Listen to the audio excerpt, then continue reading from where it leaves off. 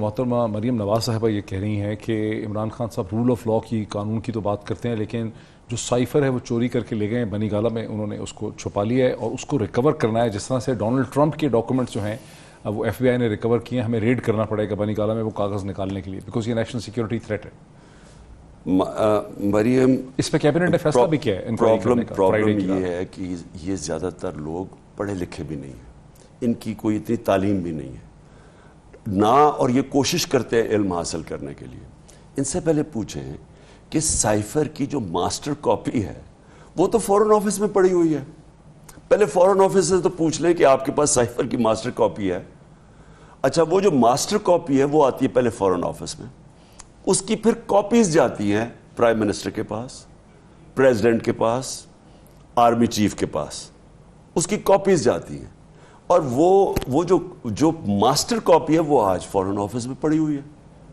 اور جو ہم نے کیا کیا تھا، ہم نے وہ سائفر کی جو کاپیز تھیں ڈاکٹر عارف علوی پریزیڈنٹ نے بھجوائی سی جے کو، ہم نے بھجوائی اسپیکر کے پاس. اسپیکر نے پہلے سب کو دکھایا، اپوزیشن کو، جان کے انہوں نے نہیں دیکھی کیونکہ یہ سازش کا حصہ ہے، اور پھر اس نے بھیج دی سی جے کے پاس، چیف جسٹس کے پاس. اب میں سوال یہ پوچھتا ہوں کہ کس سائفر کی چوری کی بات کر رہے ہیں؟ ماسٹر کاپی تو پڑی ہوئی ہے وہاں. چاہتے کیا یہ کرنا؟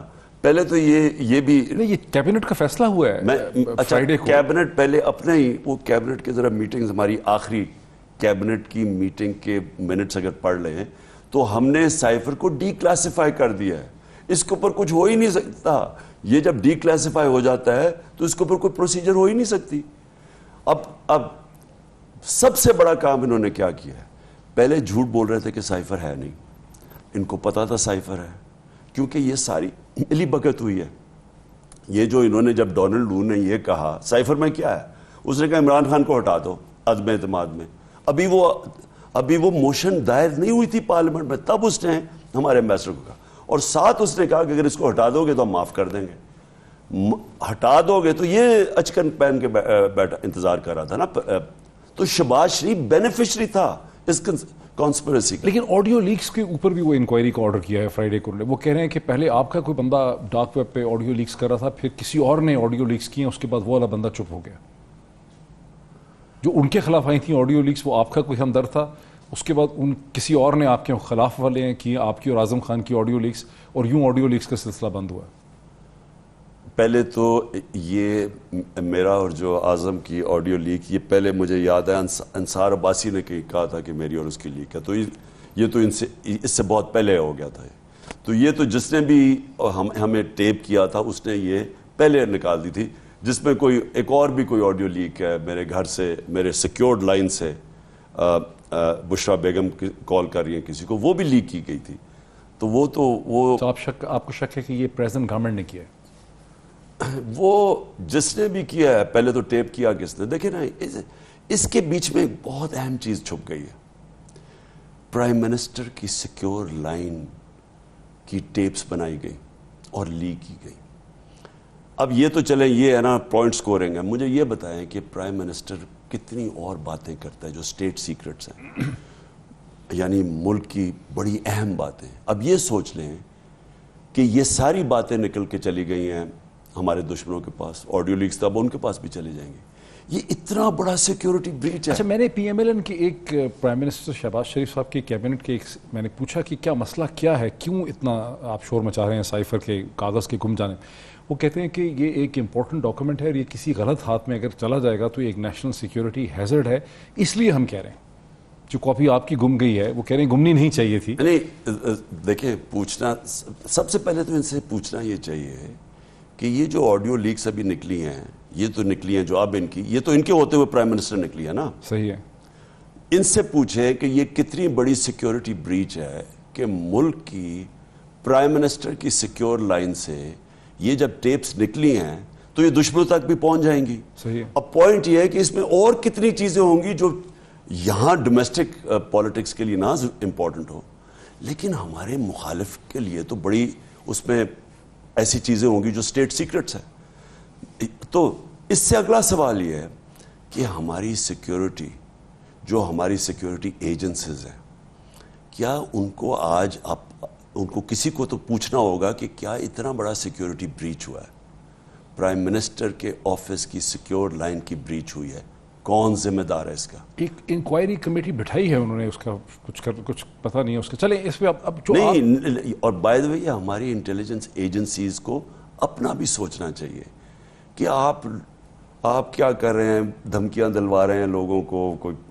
سوشل میڈیا کو کہ تم یہ نہ کرو, میڈیا کے پیچھے ادھر ادھر کر رہے ہیں, اور کیا یہ آپ کا اصل کام تو یہ نہیں ہے. پولیٹیکل انجینئرنگ تو آپ کا کام نہیں ہے, آپ کا تو کام ہے ملک کو سیکیور کرو.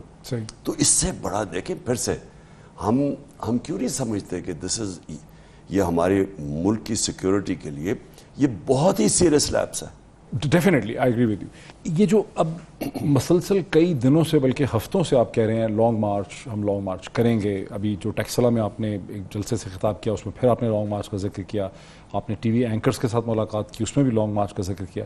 ایک تو کسی کو یہ کلیئر نہیں ہے کہ کیا یہ لانگ مارچ ایک لینئر مارچ ہے یا یہ ایک ملٹی ڈائمینشنل فینومینا ہے پولیٹیکل موومنٹ کا.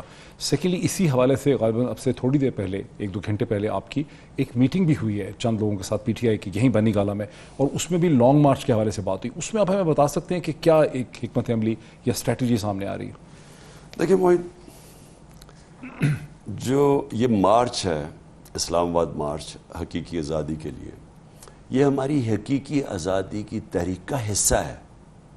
تحریک تو چلتی رہنی ہے جب تک حقیقی آزادی نہ ملے, یہ اس کا ایک حصہ ہے. پہلے تو میں یہ کلیئر کر دوں کیونکہ اور بھی ہمارے ایونٹس پلانڈ ہیں. جب تک ہم یہ ادھر تک نہیں پہنچ جاتے تو ہمارے اور بھی ایونٹس ہیں اس کے بعد. یہ اس کا ایک ایونٹ ہے, اور میں آپ کو یہ آج کہہ دوں کہ انشاءاللہ کامیابی تو اللہ دیتا ہے, کوشش انسان کرتا ہے, لیکن یہ پاکستان کی تاریخ کا سب سے بڑا عوام کا سمندر نکلنے لگا ہے, اور یہ ابھی تک کوئی پکچر نہیں کر سکتا کہ کیا ہوگا. ایگزیکٹلی وہ کرے گا کیا آگے, وہ میں ابھی کسی کو نہیں بتا رہا. اور میں اپنے بڑے کلوز 4-5 لوگوں کے اندر میں نے بات رکھی ہوئی ہے, کیونکہ ہماری ہر بات لیک ہو جاتی ہے, ہمارے فون ٹیپ ہوئے ہیں, ہمارا سب کچھ. ان میں سے اگر لیک ہو گئی تو یہ 4-5 ہی رسپانسبل ہوں گے. نہیں, وہ مجھے پتہ ہے کون لوگ ہیں, اور ہمارے کیونکہ ٹیلی فون بھی ٹیپڈ ہیں, کیونکہ ہماری سیکیورٹی ایجنسیز آپ کا واٹس ایپ سیکیور ہے. ہم ایسے لگ رہا ہے جیسے میں ایسے پہلی دفعہ فیل کر رہا ہوں جس طرح میں کوئی ہندوستان مخالف ملک کا کوئی بہت بڑا, اس ملک کا غدار کوئی ملک میں آیا ہوا ہے, تو اس کو اس کی لائنیں بھی, گھر کے بھی ٹیپ ہو رہے ہیں, گھر کے نوکروں کو بھی پیسے دیے جا رہے ہیں کہ کس طرح میری انفارمیشن لیں. تو اس لیے میں بڑے محدود سرکل کے اندر ایگزیکٹلی کیا وہ کرے گی, مارچ آ کے کرے گی کیا, وہ کسی کو نہیں بتاؤں گا. لیکن انشاءاللہ یہ پاکستان کی تاریخ کی سب سے بڑا عوام کا سمندر نکلے گا.